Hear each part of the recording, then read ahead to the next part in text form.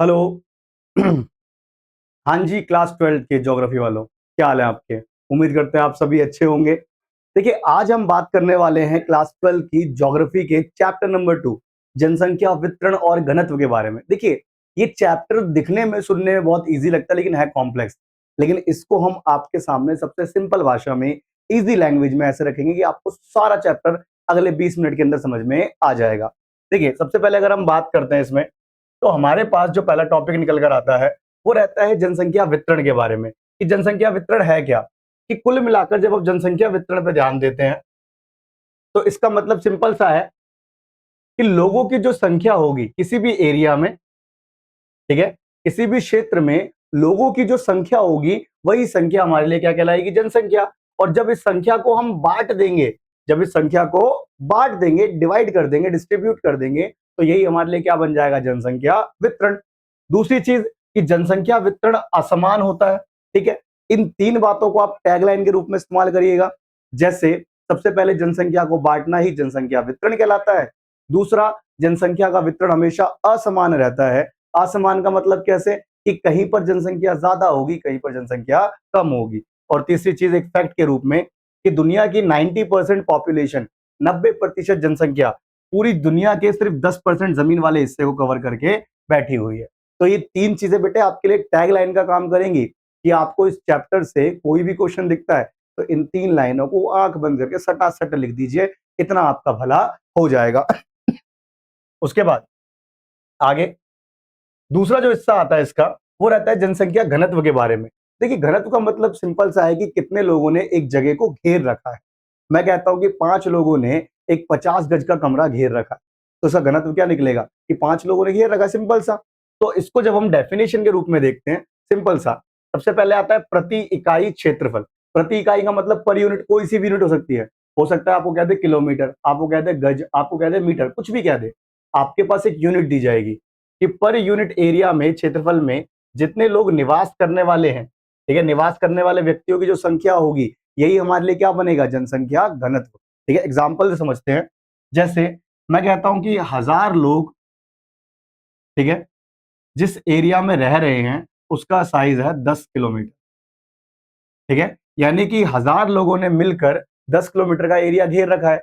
तो ये बात हो गई। और ये कह रहा है कि औसत, तो औसत कैसे निकालेंगे? 1000 डिवाइड बाय 10, यानी कि पर किलोमीटर 100 लोग हमें देखने को मिलेंगे। इतनी बात क्लियर है? ठीक है, ये चीज याद रखिएगा क्योंकि ये पूछी जाएगी। ठीक है, घनत्व के बारे में इतना क्लियर है कि प्रति इकाई क्षेत्रफल पर निवास करने वाले लोगों की संख्या का जो अनुपात आएगा, वही हमारे लिए क्या होगा? जनसंख्या घनत्व। दूसरा, कि भूमि के आकार में और लोगों की संख्या, भूमि के आकार और लोगों की संख्या, इनके जो बीच का अनुपात रहेगा। और तीसरी चीज इसके सूत्र के रूप में डिफाइन होती है, इसके फॉर्मूले के रूप में डिफाइन होती है कि जनसंख्या घनत्व को अगर आप मापना चाहते हो, तो कुल जनसंख्या को, किसको? कुल जनसंख्या को कुल क्षेत्रफल से भाग दे दो। यहां पर भी तो हमने वही करा था। हमने क्या माना था कि 1000 लोग रह रहे हैं, कितने किलोमीटर के एरिया में रह रहे हैं? 10 किलोमीटर में। तो 1000 को 10 किलोमीटर से हमने भाग दे दिया, कोई कन्वर्ट नहीं करना। 1000 लोग डिवाइड बाय 10 किलोमीटर, कितना निकल कर आया? 100 लोग पर किलोमीटर। सिंपल सा। इतनी सिंपल सी चीजें, किताब को पढ़ने बैठोगे बेटा, अभी दिमाग खराब हो जाएगा, ऐसा चैप्टर है ये। इसलिए सिंपल सी भाषा में याद रखिएगा कि आपके पास प्रति इकाई क्षेत्रफल रहेगा, उस पर रहने वाले जो लोग होंगे, वही संख्या हमारे लिए जनसंख्या घनत्व कहलाएगी। और देखिए, आज के टाइम में थोड़ा सा कि आपके पास कि अलग अलग पॉपुलेशन वाले एरियाज की हम बात करें, सबसे ऊपर कौन आता है? भारत। दूसरे नंबर पे चीन। ठीक है, तो इस तरीके से आपको मेनली याद रखना है। मेनली टॉप 2 तो आपको याद होने ही चाहिए। उसके बाद हमारे पास जो अगला आता है हिस्सा, वो रहता है जनसंख्या वृद्धि दर। जनसंख्या वृद्धि दर का मतलब क्या होता है? कि आप बता रहे हो जनसंख्या बढ़ गई, जनसंख्या में चेंज आया। मैं कहता हूं दिल्ली में पिछले 1 साल के अंदर 10 लाख लोग ज्यादा आ गए, 10 लाख लोग ज्यादा आ गए। तो मैंने 3 चीजें बोली। मैंने एक क्षेत्र का भी नाम लिया, ठीक है, और क्षेत्र के नाम में हमने क्या रखा? कि जी दिल्ली की बात हो रही है। किसकी बात हो रही है? दिल्ली की। कि किसी क्षेत्र में, क्षेत्र के नाम पर हमने क्या रख दिया? दिल्ली। कि दिल्ली में निश्चित समय अवधि, यानी कि 1 साल में जनसंख्या में परिवर्तन हो गया, यानी 10 लाख लोग आ गए। सिंपल सा। और यही हमारे लिए जनसंख्या वृद्धि है कि किसी भी क्षेत्र में एक फिक्स टाइम पीरियड में जनसंख्या में, पॉपुलेशन में जो भी चेंज आएगा, वो चेंज हमारे लिए क्या माना जाएगा, जनसंख्या वृद्धि। ठीक है, और ये चेंज कैसा होगा, दो टाइप का होगा, या तो पॉजिटिव या तो नेगेटिव। अब पॉजिटिव तो हमें पता है कि जनसंख्या बढ़ेगी, नेगेटिव का मतलब क्या है, 1 करोड़ से वापस 80 लाख आ जाएंगे, नहीं।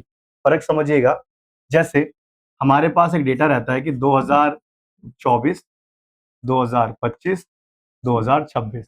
24 में जनसंख्या आती है 140 करोड़, 25 में हो गई 145 करोड़, और 26 में हो गई 147 करोड़। इस बात क्लियर है। अब देखिए 40 से 45 सीधी सीधी बात है, 5 करोड़ लोग बढ़ गए।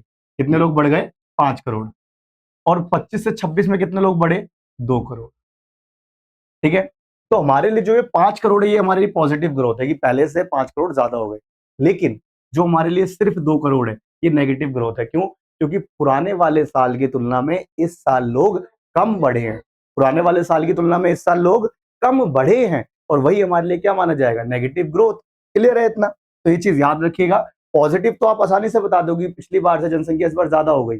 लेकिन नेगेटिव क्या, कि पिछली बार की तुलना में लोग कम बढ़े हैं। पहले 5 करोड़ लोग आए थे, अब सिर्फ 2 करोड़ लोग नए आए हैं, तो ये चीज रहेगी। लेकिन ओवरऑल जनसंख्या हमेशा क्या होगी, बढ़ेगी। ओवरऑल जनसंख्या हमेशा क्या होगी, बढ़ेगी। बढ़ने की स्पीड पॉजिटिव या नेगेटिव रह सकती है। इतनी बात क्लियर है सभी को। उसके बाद आगे हमारे पास आगे जो अगला टॉपिक आता है वो रहता है जनसंख्या वृद्धि के परिणाम। कि अगर हम मान के चलते कि जनसंख्या बहुत ज्यादा हो गई तो क्या दिक्कत आएगी। देखिए पहली चीज कि संसाधनों का तीव्र गति से ह्रास होगा। तीव्र गति से ह्रास का मतलब क्या है बेटा, कि संसाधन आपके बहुत तेजी से खत्म होने शुरू हो जाएंगे। आप समझिए आपके पास घर में 100 लोगों का खाना है, पार्टी रखी, 100 लोगों का खाना रखा, लेकिन खाने वाले आ गए 200।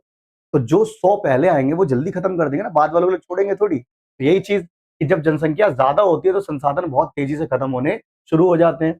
दूसरी दिक्कत आती है कि जनसंख्या का भरण पोषण मुश्किल हो जाता है, कि इस बात की कोई गारंटी नहीं बचती कि सब तक खाने पीने की चीजें पहुंचेंगी। और तीसरी बात इन दी एंड, कि आपका जो डेवलपमेंट है, जो आपका विकास है, वो ओवरऑल बाधित हो जाएगा, उसमें दिक्कत आएगी। लेकिन दूसरी तरफ अगर हम कहते हैं जनसंख्या ह्रास का परिणाम, कि अगर जनसंख्या आपकी कम रह जाए तो क्या होगा। तो पहली बात, संसाधन सारे के सारे जितने भी हैं वो इस्तेमाल नहीं हो पाएंगे, यानी कि अब आपके पास लोग नहीं है। और इनफैक्ट आप देखोगे कि जो समाज की आधारभूत संरचना है, यानी जो समाज की आवश्यकता पूर्ति करने वाले लोग हैं, ये इजीली क्या हो जाएंगे, अपने आप ही खत्म हो जाएंगे, यानी समाज की जरूरतें पूरी नहीं हो पाएंगी। और तीसरी चीज इसमें भी हम देखेंगे कि जो हमारा डेवलपमेंट है, हमारा जो विकास है, ये पूरी तरह से अवरोधित हो जाएगा, इसमें दिक्कत आएगी। तो कुल मिलाकर आप ये कह सकते हो, जनसंख्या अगर ज्यादा हो गई तो भी दिक्कत वाली बात है, जनसंख्या अगर कम रह गई तो भी हमारे लिए दिक्कत वाली बात है। तो इसका मतलब क्या है, जनसंख्या संतुलित होना हमारे लिए बहुत जरूरी है। और संतुलित कैसे होती है, बराबर नहीं। 3 चीजें हैं, याद रखिएगा। जन्म दर और मृत्यु दर कभी इक्वल नहीं होती, जन्म दर मृत्यु दर कभी शून्य नहीं होती, और दोनों के बीच में ऑपोजिट रिलेशन होता है। यानी कि अगर जन्म दर ज्यादा है तो मृत्यु दर हमेशा उससे कम रहेगी। ठीक है, तो यहां पर जब जन्म दर और मृत्यु दर, इनके जो बीच का डिफरेंस है, इनके जो बीच का डिफरेंस है, जब ये सबसे कम होगा, डिफरेंस सबसे कम होगा, वही हमारे लिए क्या माना जाएगा, जनसंख्या संतुलन। इतनी बात क्लियर है आप सभी को। उसके बाद आगे देखेंगे। देखिए अब आगे जो इसमें हिस्सा आता है वो हमारे पास है जनसंख्या परिवर्तन के घटक। अगर मैं कहता हूं कि जनसंख्या बढ़ती कैसे, जो आप सोच रहे हो वो तरीका नहीं। ठीक है, थ्योरी के हिसाब से 3 है, 3 चीजें, जन्म दर, मृत्यु दर और प्रवास दर। देखिए जन्म दर का मतलब क्या हो गया, कि पैदा होने वाले बच्चों की संख्या। मृत्यु दर का मतलब मरने वाले लोगों की संख्या। और प्रवास दर का मतलब जगह चेंज करने वालों की संख्या। अब एक चीज समझिएगा, जन्म दर और मृत्यु दर को हमेशा 1000 लोगों पे नापा जाता है। 1000 लोग एवरेज लिए जाते हैं, कि 1000 लोगों में जितने नए बच्चे पैदा हुए वो जन्म दर में आ जाएंगे, 1000 लोगों में जितने लोग मरे वो मृत्यु दर में आ जाएंगे। और प्रवास दर का मतलब जो लोग अपनी जगह चेंज कर रहे हैं वो। ठीक है, अब एक चीज इसमें बता दूं कि जन्म दर अगर ज्यादा रहेगा तो मृत्यु दर हमेशा क्या माना जाएगा, कम। अगर जन्म दर कम है तो मृत्यु दर क्या माना जाएगा, ज्यादा। ये ऑपोजिट रिलेशन चलेगा। और याद रखेंगे, जिस तरह से जन्म दर रिएक्ट करेगी उसी तरह से सेम प्रवास दर भी रिएक्ट करेगी। सेम एज बर्थ रेट, यानी कि जन्म दर की तरह। अगर मैं कहता हूं जन्म दर ज्यादा है किसी एरिया, दिल्ली की जन्म दर ज्यादा है, तो प्रवास दर ऑटोमेटिकली ज्यादा मान ली जाएगी। अगर मैं कहता हूं कि जनसंख्या बहुत तेजी से बढ़ रही है, यानी जन्म दर ज्यादा है, प्रवास दर ज्यादा है और मृत्यु दर कम है। मैं कहता हूं बहुत धीमे धीमे जनसंख्या बढ़ रही है, तो मृत्यु दर ज्यादा है, जन्म दर कम है और प्रवास दर कम है। तो यही 3 चीजें हैं जिसकी वजह से किसी एरिया की जनसंख्या ज्यादा या कम देखी जाती है। इतनी बात क्लियर है आप सभी को? उसके बाद आगे देखेंगे।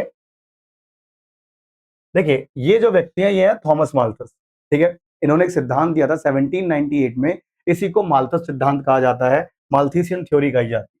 बेसिकली ये देखोगे तो ये एक अर्थशास्त्री भी थे, ठीक है, ये एक दार्शनिक भी थे, यानी कि बहुत समझदार व्यक्ति है, मैथमेटिशियन है, सब कुछ है, ठीक है। और इन्होंने एक स्टैटिस्टिकल सोसाइटी ऑफ लंदन की स्थापना करी थी, आंकड़ों के आधार पर जो जांच करी जाती है उसकी स्थापना करी थी। अब इन्होंने सिद्धांत दिया था 1798 में, ये कहते हैं कि देखो जिस तरह से हमारी लोगों की संख्या बढ़ रही है, लोगों की संख्या बढ़ रही है, लेकिन खाद्य आपूर्ति उतनी तेजी से नहीं बढ़ रही, यानी खाना पीना उतनी तेजी से नहीं बढ़ पा रहा, जिसकी वजह से एक दिन अकाल, युद्ध, जनसंख्या में अचानक गिरावट, ये सारी दिक्कतें सामने आएंगी। और ये बात कब कह रहे हैं? 1798 में। इन्होंने 1798 में बता दिया था कि जनसंख्या बहुत तेजी से बढ़ रही है, लेकिन हमारे जो रिसोर्सेज है खासतौर पे खाने पीने के, ये तो बढ़ ही नहीं रहे। इनकी वजह से एक दिन हमारे पास दिक्कतें आएंगी और उन्हीं दिक्कतों के चलते युद्ध, महामारियां, ऐसी दिक्कतें हमें देखने को मिलेंगी। और ये 1798 में प्रिडिक्ट किया गया था और इसी को हम कहते हैं माल्थस थ्योरी, ठीक है। याद रखिएगा ये एक तरीके से पहले ही जनसंख्या का अनुमान लगा दिया गया था। इतनी बात क्लियर है सभी को? उसके बाद आगे इसमें बात करें, हमारे पास आगे आता है प्रवास। देखिए प्रवास का मतलब क्या हो गया कि जब कोई व्यक्ति अपनी लोकेशन को चेंज कर, व्यक्ति अपनी जगह को क्या कर रहा है? चेंज कर रहा है। मान के चलिए आप दिल्ली में हैं, ठीक है, आप दिल्ली से जा रहे हो यूपी, ठीक है, लेकिन क्या हमेशा के लिए बसने जा रहे हो? नहीं, हो सकता है कुछ वेदर के हिसाब से यहाँ पे बाढ़ आ गई, वहां बचने चले गए, इस तरीके से, तो इसको हम बोलेंगे प्रवास। लेकिन दिल्ली जहां पर आप अभी हो ये आपके लिए हो जाएगा उद्गम स्थान, उद्गम स्थान। और यूपी जहां आप जा रहे हो ये हो जाएगा आपके लिए गंतव्य स्थान, यानी कि आपका डेस्टिनेशन, ठीक है। तो प्रवास हमेशा कहां से कहां होता है? उद्गम स्थान से गंतव्य स्थान की तरफ, ठीक है, ये लाइन याद रखिएगा। प्रवास हमेशा कहां से कहां होता है? उद्गम स्थान से गंतव्य स्थान की तरफ, ठीक है। जैसा कि उद्गम स्थान से गंतव्य स्थान की तरफ जाना ही हमारे लिए क्या है? प्रवास। तो डेफिनेशन आप ऐसे लिख सकते हो। और प्रवास को प्रभावित करने वाले कारक होते हैं दो, एक अपकर्ष कारक और एक प्रतिकर्ष कारक। अपकर्ष का मतलब याद रखिएगा ये रहता है हमारे लिए पॉजिटिव, ठीक है। अपकर्ष मतलब जो अपनी ओर खींच रहा है। जैसे मान के चलिए आप किसी भी जगह पर हो, आप नौकरी कर रहे हो 10,000 की, लेकिन आपको सेम काम की कोई दूसरी जगह पर 20,000 रुपए दे, तो उसको हम क्या बोलेंगे कि हमें सैलरी ज्यादा मिल रही है तो हमारे लिए अच्छी बात है ना। तो सैलरी ज्यादा मिलना क्या हो जाएगा? अपकर्ष कारक। आप जिस जगह पर रह रहे हो आपको ऑटो रिक्शा नहीं मिलते, लेकिन दूसरी जगह ऐसी है जहां पर ऑटो रिक्शा फ्री है, तो ये भी आपके लिए क्या हो जाएगा? अपकर्ष कारक। अच्छी चीजें जो अपनी तरफ खींचती हैं वो सारी की सारी अपकर्ष कारक की कैटेगरी में आती हैं। दूसरी तरफ प्रतिकर्ष कारक ये होते हैं नेगेटिव वाले। नेगेटिव का मतलब जो अपने ओर से धकेलते हैं, लाइक आपको यहाँ पे सैलरी कम मिल रही है, सुविधाएं कम मिल रही है, ये सारी चीजें, तो ये सब प्रतिकर्ष कारक में आते हैं। इतनी बात क्लियर है? अपकर्ष का मतलब अपनी ओर खींचने वाले, प्रतिकर्ष का मतलब अपनी ओर से दूर भगाने वाले कि भाई जाओ यहाँ से, ठीक है। तो प्रवास में यही चीज है, क्योंकि आप जब अपनी जगह चेंज कर रहे हो तो आपको दूसरी जगह कुछ अच्छा ही तो दिख रहा होगा, तभी तो आप वहां जा रहे हो। क्या कभी ऐसा हो सकता है कि आप 10,000 में काम कर रहे हो, आप 10,000 की नौकरी छोड़ के 3,000 की नौकरी जाके करोगे? पॉसिबल है ऐसा? नहीं ना। तो इसलिए अपकर्ष मतलब अपनी ओर खींचने वाले, प्रतिकर्ष मतलब अपने से दूर भगाने वाले। उसके बाद आगे बात करें, देखिए प्रवास जो होता है बेसिकली, इसको डिटेल में थोड़ा आप देखोगे तो प्रवास एक स्थान से दूसरे स्थान पर जाने की घटना है, ठीक है। उसके बाद ये स्थायी भी होता है, हो सकता है आप अपनी जगह हमेशा के लिए छोड़ रहे हो। अस्थायी भी होता है कि कुछ समय के लिए छोड़ रहे हो, या मौसमी भी होता है कि वेदर के अकॉर्डिंग जगह चेंज कर दी। उसके बाद प्रवास की जो दिशाएं होती हैं वो क्या है कि हो सकता है आप एक गांव को छोड़कर दूसरे गांव चले जाओ, यानी गांव से गांव। हो सकता है गांव छोड़कर शहर आ जाओ, यानी कि गांव से शहर। या फिर इसी के ऑपोजिट एक शहर छोड़कर दूसरी जगह चले जाओ, दूसरे शहर चले जाओ, यानी शहर से शहर। और हो सकता है शहर छोड़कर वापस गांव आ जाओ, तो शहर से गांव। तो प्रवास की चार दशाएं हैं। प्रवास की कितनी दिशाएं हैं? चार। गांव से गांव, गांव से शहर, फिर शहर से शहर, शहर से गांव, ये चार दशाएं हैं। क्लियर है इतना? उसके बाद आगे इसमें बात करें, आगे आता है जनसंख्या वितरण को प्रभावित करने वाले कारक। जनसंख्या वितरण को प्रभावित करने वाले कारक का मतलब क्या है? एक सिंपल सा याद रखना कि हम कहते हैं कहीं पर जनसंख्या कम है, कहीं, ठीक है, और कहीं पर जनसंख्या ज्यादा है। ऐसा क्यों जी? ठीक है, तो ऐसा इन सब कारकों से जो आपको दिख रहे हैं ना, ये सारे कारक हैं। और याद रखना ये सारे कारक एक साथ काम नहीं करते, इनमें से कोई एक आधा कारक लोगों को पसंद आता है जिसकी वजह से लोग अपनी जगह चेंज करके चले जाते हैं। जैसे पहला कारक है प्राकृतिक, ठीक है, नेचुरल। इसमें क्या होता है कि लोग जलवायु के हिसाब से एडजस्ट करते हैं। किसी को ठंडी जलवायु पसंद है तो ठंडे वाले इलाकों में चला जाएगा, किसी को गर्म पसंद है तो गर्म वालों में, किसी को ट्रॉपिकल यानी कि उष्णकटिबंधीय जलवायु पसंद है तो वो उस इलाके में चला जाएगा। फिर आता है मृदा, यानी कृषक वर्ग हमारा खास तौर पे जिसको उपजाऊ मृदा चाहिए होती है। जल की उपलब्धता, अवेलेबिलिटी ऑफ वाटर, यानी कि कुछ लोग पानी के हिसाब से अपनी जगह चेंज करते हैं। उसके बाद आते हैं आर्थिक कारक। आर्थिक कारक में क्या है, बेसिकली आपके पास इनकम या बेसिक फैसिलिटीज देखी जाती हैं। जैसे परिवहन का विकास, लोग ज्यादातर उन एरियाज में रहना पसंद करते हैं जहां पर ट्रांसपोर्ट की सुविधाएं हो, एक जगह से दूसरी जगह पर जाने के लिए ट्रांसपोर्टेशन की फैसिलिटीज हो। उसके बाद नगरीकरण और औद्योगिकरण वाले एरियाज। नगरीकरण और औद्योगिकरण के एरियाज में फायदा क्या है कि यहाँ पर आपको क्या मिलेगा जी, रोजगार मिलेगा, नौकरी मिल जाएगी इजीली और वहां पर हम रहना पसंद करेंगे। याद रखना, सब आप, मैं, हम सब लोग अपने अपने रीजन से किसी जगह पर बसे हुए हैं। जब वो रीजन चेंज होगा हम अपनी जगह भी चेंज कर देंगे। उसके बाद धार्मिक और सांस्कृतिक कारक, बेसिकली सांस्कृतिक केंद्र के रूप में हम देखते हैं, यानी कि समरूपता, कि कुछ लोगों का मानना क्या है कि अपने ही धर्म के या अपनी ही संस्कृति के लोगों के बीच में रहना पसंद करते हैं। और उसके अलावा राजनीतिक कारक, कि जहां पर लोग सरकार, शासन, इन सारी चीजों को प्रायोरिटी देते हैं। आप खुद देखिए ना, क्या आप ऐसी जगह पे रहना पसंद करोगे जहाँ की सरकार की धज्जियां उड़ी पड़ी हैं, सरकार के बस की कुछ नहीं है, जैसे पाकिस्तान है वहां सेना सब कुछ चलाती है, क्या वहां रहना पसंद करोगे? नहीं ना। तो यही चीज तो है कि ये वो सारे दिक्कतें हैं, ये वो सारे रीजंस हैं जिसकी वजह से कोई व्यक्ति एक जगह को छोड़कर किसी दूसरी जगह पर रहना पसंद करता है, ठीक है। और ये सारी चीजें एक साथ काम नहीं करती, किसी एक रीजन की वजह से व्यक्ति किसी एक जगह पर जाकर बस जाता है। हो सकता है आप धर्म वाले व्यक्ति हो कि आप अपने ही धर्म के लोगों के साथ रहना पसंद करो, तो आप उस एरिया में बस जाओगे, तो जहां पर सभी लोग धर्म वाले इकट्ठे हो जाएंगे उनकी जनसंख्या ज्यादा हो जाएगी। सेम ऐसे ही राजनीति वाले सरकार को देखकर जो जगह चेंज कर रहे हैं वो उनकी जनसंख्या ज्यादा हो जाएगी। तो कहीं पर जनसंख्या ज्यादा और कम होती है वो इन्हीं कारकों से होती है। और बेटे पेपर में याद रखना, या तो ये लाइन दे देगा डिट्टो, या तो बोलेगा कहीं पर जनसंख्या कम है कहीं पर ज्यादा, जनसंख्या का वितरण असमान बोल देगा आप, ठीक है। उसके बाद आगे देखें तो हमारे पास प्रतिरूप आते हैं, ठीक है। जनसंख्या वितरण के पैटर्न क्या है? देखिए पहली बात तो विश्व में जनसंख्या वितरण कैसा है? असमान। जनसंख्या वितरण कैसा है? असमान। और इसके बहुत सारे कारक हैं जैसा कि पिछले टॉपिक में देखा। उसके बाद एशिया में, ये आप एक चीज समझिएगा, दुनिया की जो टॉप 10 कंट्रीज हैं जहां पर सबसे ज्यादा जनसंख्या है, उनमें से 6 कहां पर है? एशिया में। 6 कहां पर है? एशिया में। तो अब ये देखो ना, दुनिया की 60% पॉपुलेशन एशिया में बसी पड़ी है और बाकी 40% पूरी दुनिया में। तो ये चीज, एशिया में बहुत ज्यादा जनसंख्या है। और उसके बाद इसी चीज को जॉर्ज बी क्रेसी द्वारा डिफाइन किया गया था। ये नाम बहुत इंपॉर्टेंट है, डे 1 से याद रखिएगा, सीयूईटी तक काम आएगा। कि जॉर्ज बी क्रेसी की टिप्पणी थी कि एशिया में बहुत अधिक स्थानों पर कम लोग रह रहे हैं, यानी बड़ी बड़ी जगहों पर लोग कम है, और दूसरी तरफ कम स्थानों पर यानी छोटी जगहों पर बहुत ज्यादा लोग रह रहे हैं। ये जॉर्ज बी क्रेसी है, याद रखिएगा। एशिया के बारे में कोई भी कहता है जनसंख्या कम है ज्यादा है, एक नाम चिपका दीजिए, वो है जॉर्ज बी क्रेसी। और मोटे तौर पर आप कह सकते हो कि विश्व की जनसंख्या का 90% केवल 10% जमीन पे रह रहा है, जैसे स्टार्टिंग में हमने बात करी थी, ठीक है। और दुनिया के 10 सबसे ज्यादा जो पॉपुलेटेड इलाके हैं जहां पर सबसे ज्यादा जनसंख्या है, उनमें से 6 कहां पर है? एशिया में, ठीक है। उसके बाद आगे इसमें बात करें, अगला जो हिस्सा आता है वो हमारा जननांकीय संक्रमण का सिद्धांत। देखिए पहले आपको एक चीज बता दूं, ये बेटे 5 नंबर का फिक्स, बिल्कुल फिक्स आएगा ही आएगा पेपर में, mid term, pre board, board, सब जगह पर आपको आंख बंद करके टकराएगा, यूनिट टेस्ट तक में टकराएगा, ठीक है।